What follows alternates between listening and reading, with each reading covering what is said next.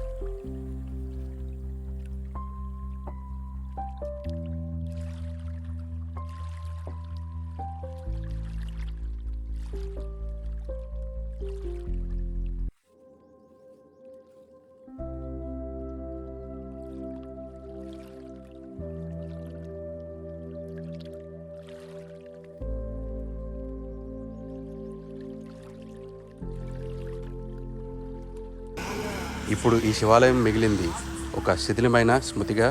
గుడి వెనకలో మీరు చూస్తున్నది ఒక చిన్న ఆంజనేయ స్వామి ఆలయం. దీని పక్కనే ఇప్పుడు సమాధులు, శ్మశానం కూడా ఏర్పడింది. గుడి స్థలం పక్కనే శ్మశానం. ఇది చూడగానే మన హృదయం బాధలో నిండిపోతుంది. ఇది ప్రజల కోరికేనా, లేక మన అజ్ఞానంలో మనమే మన చరిత్రను నాశనం చేసుకున్నాము? ఇప్పుడే ఈ గుడిని మళ్ళీ నిర్మించాలన్న అంశంపై రాజకీయ పార్టీల మధ్య పోటీ మొదలైంది. కానీ గుడి పునర్నిర్మాణం కోసం కాదు, ఓట్ల కోసం. ఈ గుడి కేవలం కట్టడం కాదు, ఇది మన గర్వం, మన సంస్కృతి గుర్తు. దీన్ని మళ్ళీ పునర్నిర్మించాలి, ఓట్ల కోసం కాదు, గౌరవం కోసం. ఈ చరిత్ర మన చేతిలో ఉంది. ఇక్కడే కొన్ని శిలాశాసనాలు ఉన్నాయి. వాటి మీద ఈ విషయాలు చెక్కబడ్డాయి. చూస్తుంటే చరిత్ర మన ముందే నడుస్తున్నట్టుంది.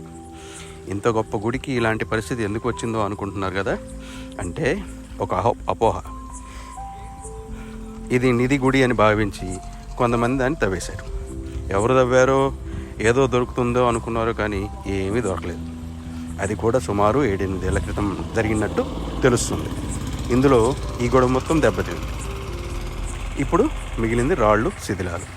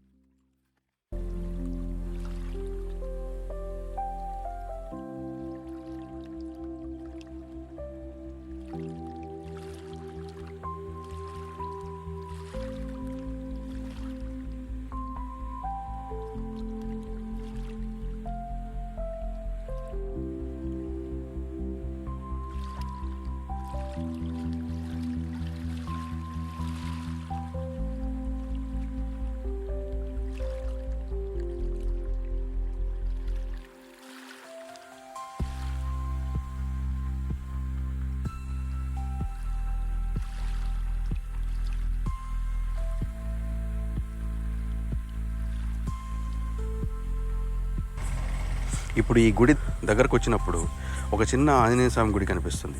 ఒకప్పుడు ఇక్కడ ఆలయం ఉండేది. ఇప్పుడు చూసి ఆ ఫీలింగ్ రావడం లేదు. దురదృష్టం ఏమిటంటే ఆలయ వెనక భాగం కొంత నిర్లక్ష్యంగా మారిపోయింది.